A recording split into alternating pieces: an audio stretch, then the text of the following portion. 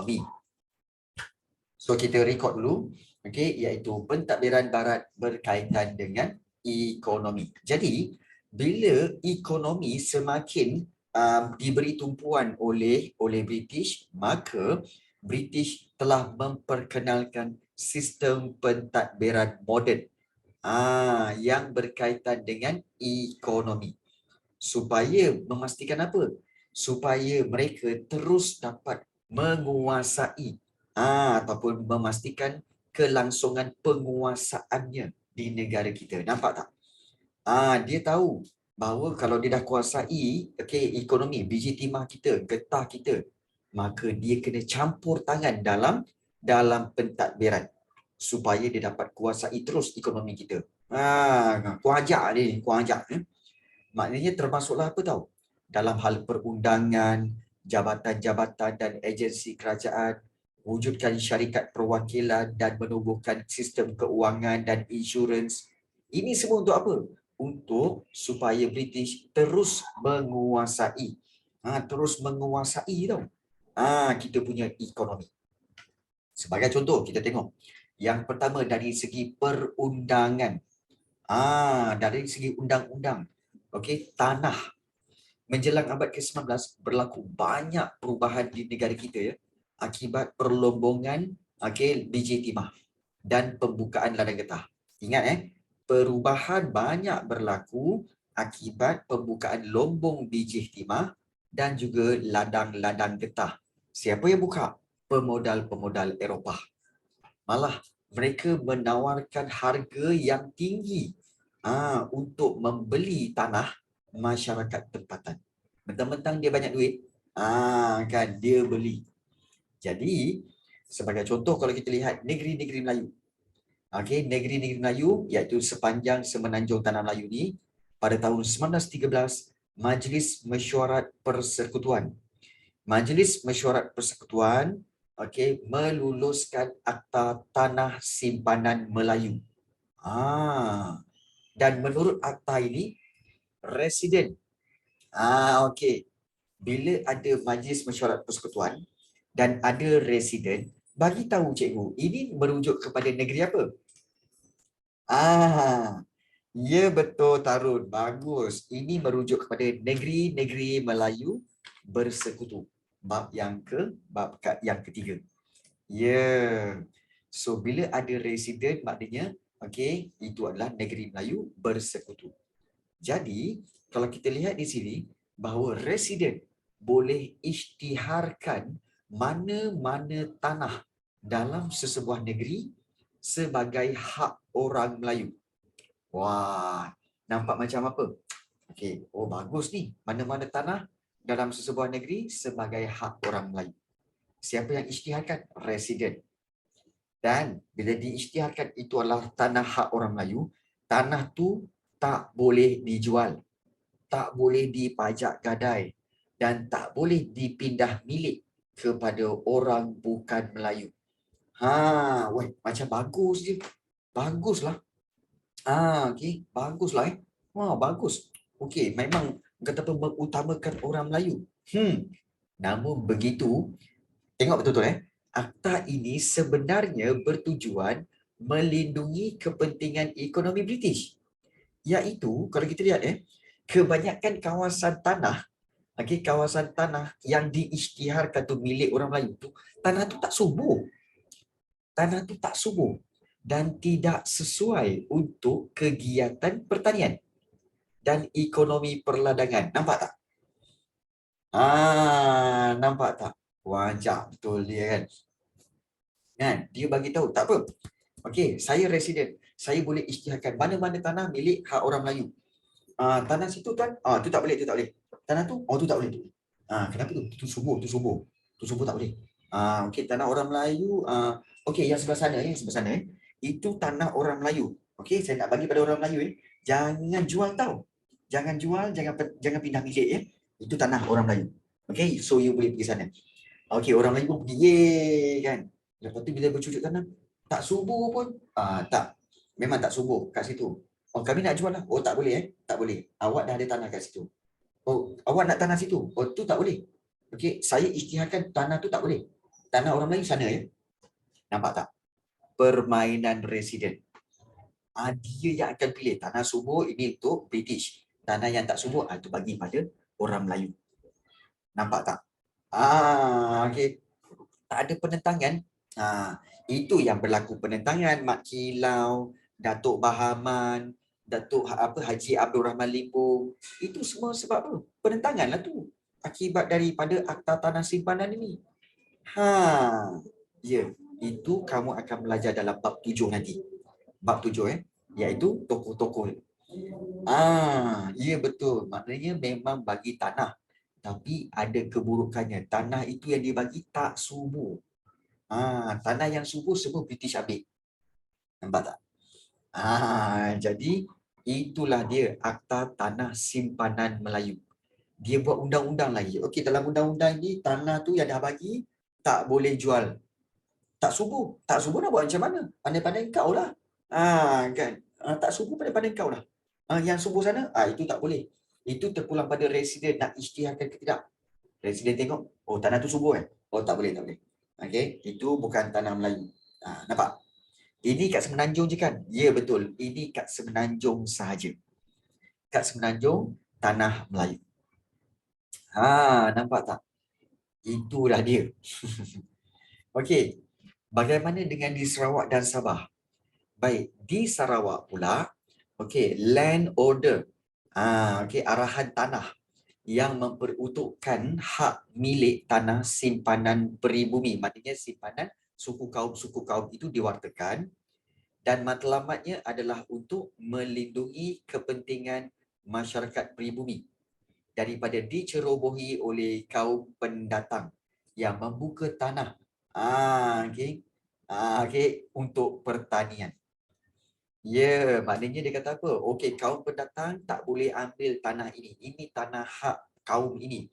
Kaum apa? Kaum Iban, kaum Kadazan, okey, kaum Murut. Ini tanah diorang.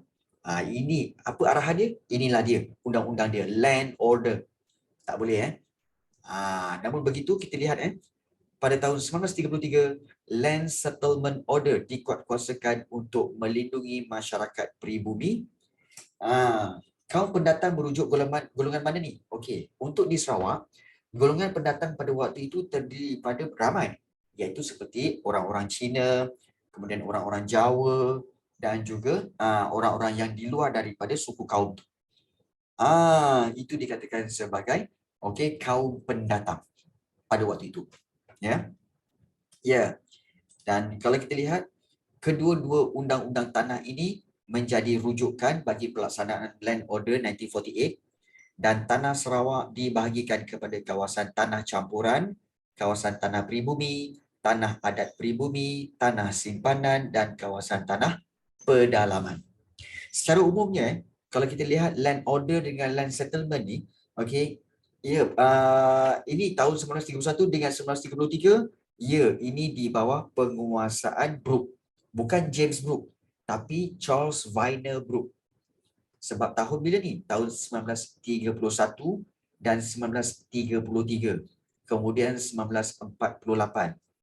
Kalau tahun-tahun ini, dia, tahun-tahun ini 1948 dah British punya. Tapi 1931 dengan 1933 itu Charles Vyner Brooke. Jadi inilah dia. Charles Vyner Brooke telah memperkenalkan land order dan land settlement. Tapi kalau begini kita lihat nasib orang-orang Sarawak lebih baik daripada nasib orang-orang Melayu di negeri-negeri Melayu. Nampak tak nasib orang-orang Sarawak lebih baik daripada nasib orang-orang Melayu di negeri-negeri Melayu bersekutu. Kesian. Manakala kalau di Sabah, kalau kita lihat di Sabah urus niaga tanah antara peribumi dengan orang Eropah sebelum tahun 1888 dianggap tidak sah. Tak sah. Dan pada tahun 1889 proklamasi ataupun proclamation ketiga perlindungan hak pribumi telah diwartakan. Di bawah akta ini, langkah untuk melindungi hak dan kepentingan peribumi dilaksanakan. Segala urus niaga dengan orang Eropah ketua peribumi mestilah diberitahu terlebih dahulu. Kita tahu Sabah di bawah SBUB. SBUB ya. Jadi penduduk pribumi mempunyai hak untuk memohon dan mendapatkan ganti rugi. So pegawai daerah bertanggungjawab untuk menjaga hak milik tanah pribumi. Baik. So kalau kita lihat di sini satu statement yang cikgu rasa macam okey, yang ini. Okey, korang tengok yang ini. Urus niaga antara pribumi, orang-orang tempatan dengan orang Eropah sebelum tahun 1888 dianggap tidak sah.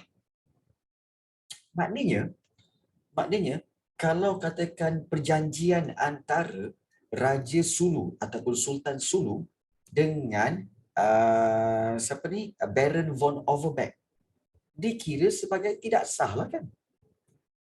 Sebab dia berlaku sebelum tahun 1888. Jadi perjanjian itu sebenarnya tidak sah. Perjanjian antara Baron von Overbeck dengan Sultan Sulu. Jadi perjanjian itu telah terbatal dengan sendirinya. Okey. Tetapi kenapa sampai sekarang Sultan Sulu masih lagi menuntut Sabah sebagai sebahagian daripada Kesultanan Sulu? Ini patut kena clear.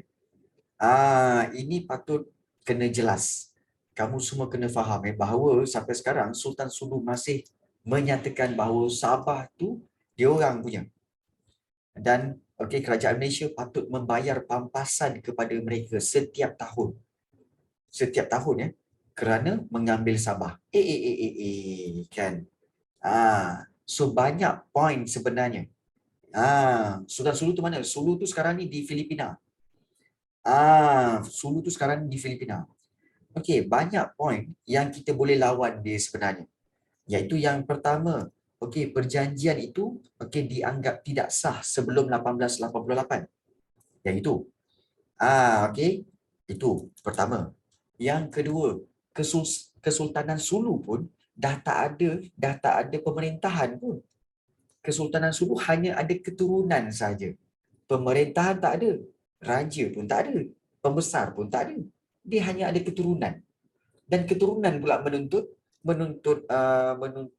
wilayah Sabah. Kalau kerajaan yang menuntut wilayah Sabah itu lain. Ini keturunan pula. Mana boleh macam tu? So Kesultanan Sulu dah tak wujud. Jadi perjanjian itu sebenarnya telah terbatal. Jadi, cikgu tahu sekarang ni ada usaha untuk apa tahu? Kesultanan Sulu menuntut Sabah dan kerajaan Malaysia sedang cuba lawan. Tapi kalau lawan di mana? Di mahkamah dunia. Yang beroperasi di Amerika Syarikat saja. Di US. So, kalau katakan Malaysia kalah, nampak sangat lawyer kita ni kan memang tak power lah. Banyak poin sebenarnya untuk menunjukkan yang Kesultanan Sulu tak boleh tuntut wilayah Sabah. Tak boleh. Kan. Jadi cikgu harap biarlah diorang berfikir sikit gunakan faktor-faktor sejarah dan bukti-bukti sejarah. Jangan malas bekerja.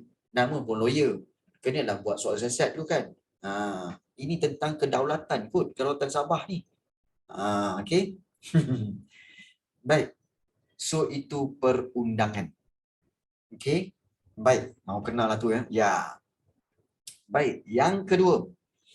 Okey, kita lihat tentang buruh. Undang-undang tentang buruh. Baik, untuk pengetahuan kamu, akibat daripada perkembangan perusahaan biji timah dan getah menyebabkan British menggalakkan kemasukan buruh dari China dan juga daripada India. Dan tenaga buruh daripada China dibawa masuk untuk bekerja di mana? Di lombong biji timah melalui sistem kontrak. Dan buruh dari India pula dibawa masuk secara beramai-ramai untuk bekerja di ladang getah melalui sistem Kangani. Sistem Kangani. Jadi ini maklumat-maklumat yang penting. Bagus ke buruh ni? Mereka memang spesialis. Mereka memang spesialis dalam bidang mereka. Okay. Contoh kita lihat ni, okey, kemasukan mereka menggunakan sistem kontrak. Okey, sistem kontrak, melalui sistem ini buruh daripada China akan dibawa masuk ke negara ini oleh pihak majikan. Majikan yang ambil dia orang daripada negara China, tambang. Dia orang datang sini kena naik kapal. Tambang perjalanan, makanan, okey, pakaian, okey, dan tempat tinggal disediakan oleh majikan. Bagus.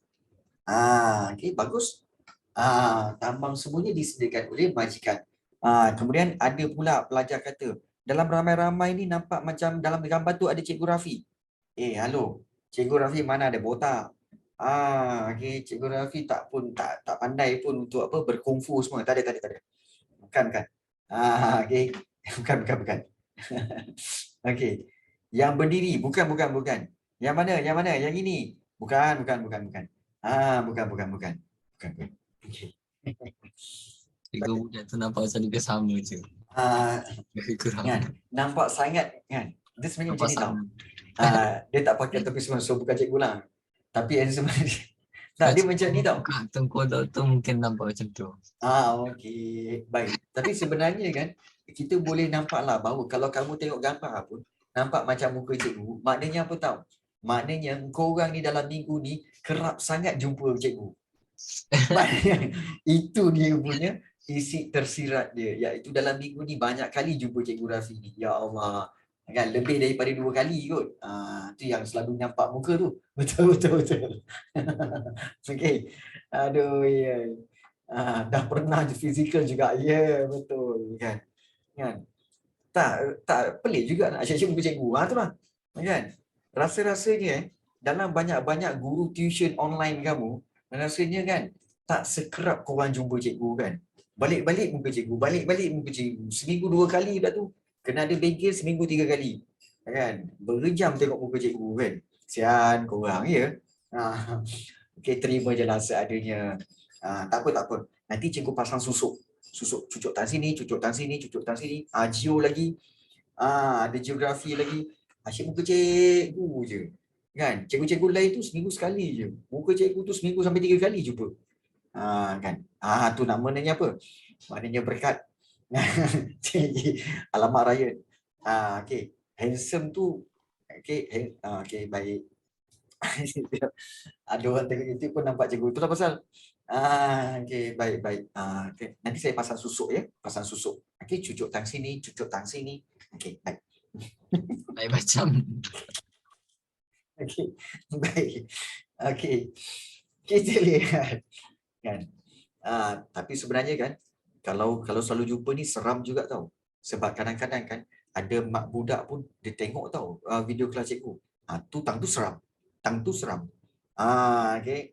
Kena mak kamu pun tengok video kelas cikgu kan, tengah mengajar. Tu seram. Okay. Bergembang bulu roma. Okay, baik. Okay. Kita teruskan dengan sistem Kanggeni. Okay, kalau kita lihat sistem Kanggeni pula. Sistem Kanggeni bermaksud, apa itu Kanggeni? Kanggeni bermaksud ketua. Ataupun tandil ataupun mandur. Mandur ni supervisor lah ataupun penyelia di ladang getah. Baik, pemilik ladang. Ceritanya pemilik ladang, kita tahu pemilik ladang ni sebenarnya orang barat. Ren. Pemilik ladang iaitu seperti ladang apa tahu? Seperti Sime Darby, Guthrie, Boston. Diorang ni semua daripada barat. So, pemilik ladang ini, yang mana orang-orang barat akan hantar Kanggeni, iaitu seorang ketua atau mandur ke India untuk mencari tenaga buruh. Jadi Kanggeni inilah yang akan menguruskan tambang dia, perjalanan buruh tu naik kapal dan dihantar sampailah ke ladang majikannya. Ni nampak ni. Sebelah kiri tu buruh Cina dibawa masuk untuk bekerja di Lombong Biji Timah. Yang di sebelah kanan tu buruh yang dibawa masuk dari India. Dikehendaki bekerja dengan pemilik ladang sehingga hutang tambang mereka selesai. Maknanya tambang dan perjalanan tu memang diuruskan oleh Kanggeni. tapi dikira sebagai hutang oleh pekerja. So pekerja kena bekerja dengan pihak ladang itu sebagai membayar hutang balik. Jadi itulah sistem Kangkeni. Ingat, sistem kontrak membawa buruh daripada China dan sistem Kangkeni membawa buruh daripada India. Itu perbezaan dia. Baik, ya bagus. Sistem ini memang bagus. Ya. Dan pada tahun 1877, British menubuhkan 1877 British menubuhkan Jabatan Hal Ehwal China, iaitu Chinese Protectorate, bagi melindungi buruh-buruh dari China dieksploitasi, maknanya disalahgunakan oleh mana-mana pihak.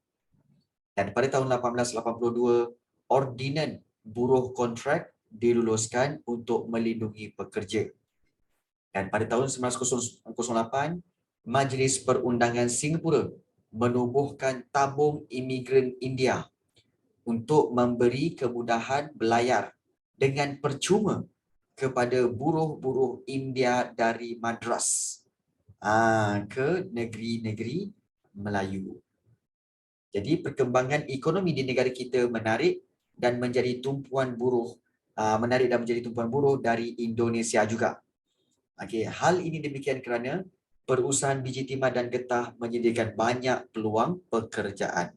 Jadi banyaknya orang-orang Indonesia pun datang ke Tanah Melayu, mereka merantau untuk bekerja sebagai buruh di Tanah Melayu.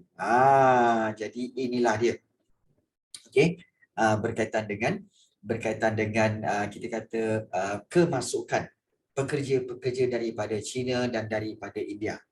Baik, kalau kita fikir balik, kenapa buruh-buruh China dan buruh-buruh India dibawa masuk? Buruh-buruh China yang datang sebenarnya diambil daripada banyak kawasan seperti kawasan Guangzhou, kawasan-kawasan di selatan China, selatan China. Dan kita tahu bahawa orang-orang Cina pada waktu itu di negara China memang mereka terdesak, bukan Hong Kong. Hong Kong tu bawah lagi, Hong Kong pulau. Dia sejenis kawasan tu kan. Dia dekat atas lagi, iaitu Guangzhou. Dan juga orang-orang Cina di situ memang memerlukan kerja. Why? Sebab bilangan penduduk Cina pada waktu itu pun dah ramai. Pada waktu itu penduduk Cina pun dah berpuluh dan beratus juta penduduk Cina. Jadi mereka ni sebab itu mereka berharap sangat kepada pekerjaan-pekerjaan yang ada di luar negara China. That's why kalau kamu pergi ke mana-mana di seluruh dunia, pasti akan ada orang Cina. Betul tak? Kamu pergi ke US, ada Chinatown, Little China. Kamu pergi ke India, ada juga orang China, ada orang Cina. Kamu pergi ke mana-mana di dunia ni pun pasti akan ada orang Cina. Dan kalau kita fikir, kenapa orang Cina ada di mana-mana? Sebab orang Cina memang terlalu ramai di negara China. So mereka competition untuk dapat pekerjaan tu terlalu tinggi. So that's why mereka migrate, pergi ke US, pergi ke Egypt pun ada. Egypt, Hong Kong, India, mereka pergi ke Dubai, mereka pergi ke Afrika. Memang boleh. Mereka migrate pergi ke negara, banyak mereka pergi ke mana tahu? US, mereka pergi ke Canada dan mereka pergi ke Europe. Dan juga di Australia dan juga di Switzerland. Baik, cikgu, saya pergi KL semua saya nampak Cina, jarang nampak Melayu. Ryan, kalau kamu pergi naik kereta ke KL, memang nampak ramai orang Cina. Tapi kalau kamu pergi ke KL jalan kaki, kamu akan nampak orang Melayu dan orang India ramai. Itu fakta lah. Lain kali pergi KL jalan kaki, mesti kamu nampak orang Melayu. Baik. Dan orang Cina pada zaman itu memang memerlukan pekerjaan, jadi sebab itu British menggalakkan orang-orang Cina datang. Dan mereka menggunakan sistem kontrak. Sistem kontrak untuk bekerja di lombong-lombong biji timah milik syarikat British. Baik, berbeza dengan buruh India. Baik, buruh India pula sebenarnya diambil daripada, India besar tau. Okey, sebenarnya India tu besar, negara India tu besar. Tetapi kebanyakan buruh India yang datang ke tanah Melayu ini adalah datang daripada selatan India. Maknanya di bawah selatan India. Okey, selatan India tu seperti nama-nama tempat seperti Madras, Tamil Nadu. Banyaknya orang-orang India datang daripada kawasan selatan. Jadi kawasan selatan inilah yang telah diambil penduduk-penduduknya untuk bekerja di tanah Melayu. Itu perbezaan dia. Sebenarnya negara India tu besar tau. Negara India tu besar. So sebenarnya negara India tu terbagi kepada bahagian utara dengan bahagian selatan. Chennai belah mana? Chennai juga sebelah selatan. Jadi Chennai ni kawasan-kawasan India yang di bahagian selatan, okey, ada nama tempat seperti Chennai, Madras, okey, dan juga Kalinga. Dulu kamu ingat tak ada Kalinga? Banyak juga orang-orang India diambil daripada Kalinga itu. Dan dibawa ke tanah Melayu. Ya betul. Okey, Kalinga. Okey, orang-orang selatan Thailand ni, selatan Thailand pula, selatan India ni, okey, kebanyakan mereka, maaf cakap, bukan nak resis, kita bercerita pasal fakta. Okey, kebanyakan orang India yang tinggal di bawah bahagian selatan India ni, kebanyakannya adalah orang-orang memang kita kata sebagai keturunan India yang asal, yang mana kulit mereka yang lebih gelap. Lebih gelap. Dan kalau kamu nak tengok orang-orang macam tu, kamu boleh tengok filem Tamil. Okey, filem Tamil ya. Filem Tamil. Tapi kalau kamu tengok orang-orang India macam filem Bollywood, macam Shah Rukh Khan ke, macam Salman Khan tu semua kan. Orang-orang itu dia bukan tinggal di selatan India, bukan. Dia tinggal di utara. Utara India. Orang-orang utara India, mereka ni memang berkulit cerah.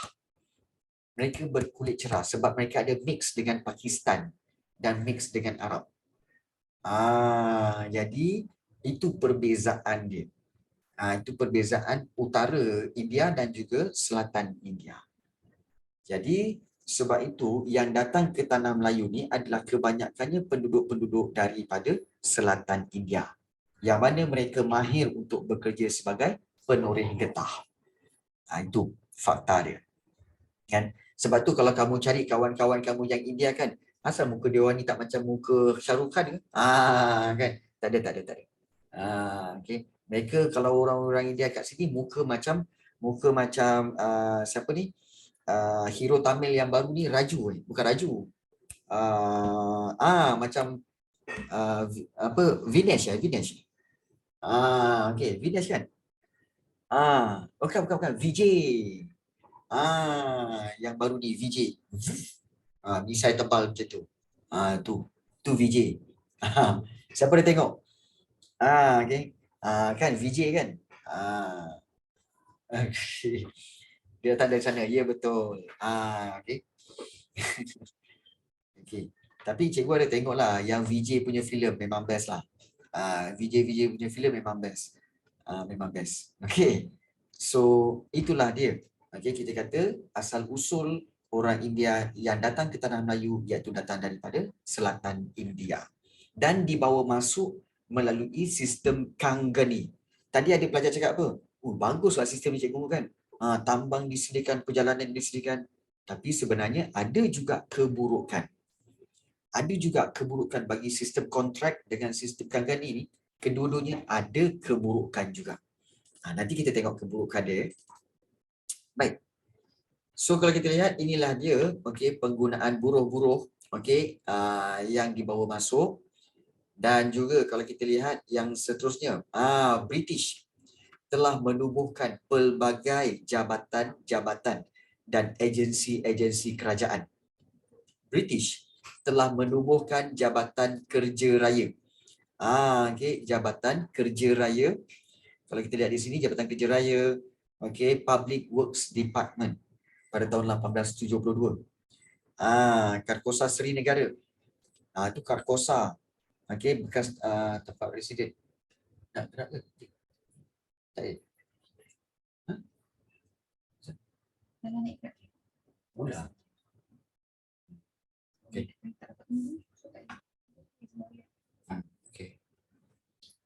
Okey, baik.